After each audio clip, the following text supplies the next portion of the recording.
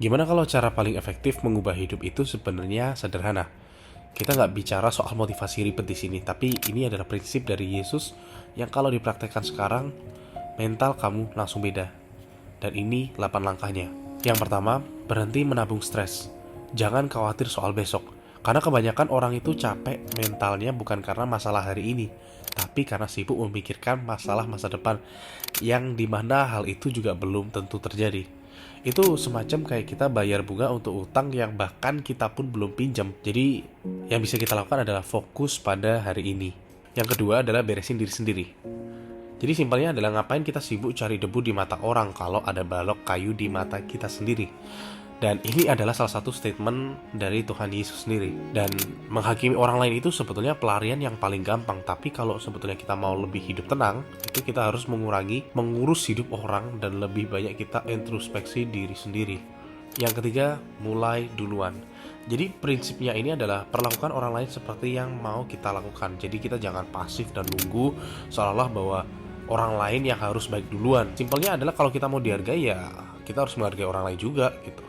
Jadi kamu yang harus melakukan perubahan itu, jangan menunggu dari orang lain. Yang keempat, putus rantai negatif. Jangan pernah kita membalas kejahatan dengan kejahatan. Kalau kamu ikut jahat, itu artinya musuhmu sudah berhasil mengubah kamu supaya jadi sama seperti dia. Jadi yang kita lakukan adalah tetaplah baik supaya kita yang pegang kendali atas diri kita sendiri. Yang kelima, detox melalui minta maaf. Dendam itu sebetulnya ibarat kita sedang minum racun tapi kita berharap orang lain yang mati. Padahal kita hanya menyiksa diri sendiri, dan memaafkan itu bukan soal membela orang yang salah, tapi soal melepaskan beban yang ada di pundak kita supaya kita bisa jalan lebih jauh. Yang keenam adalah ubah definisi orang hebat. Kalau dunia bilang orang hebat itu mereka yang paling banyak dilayani.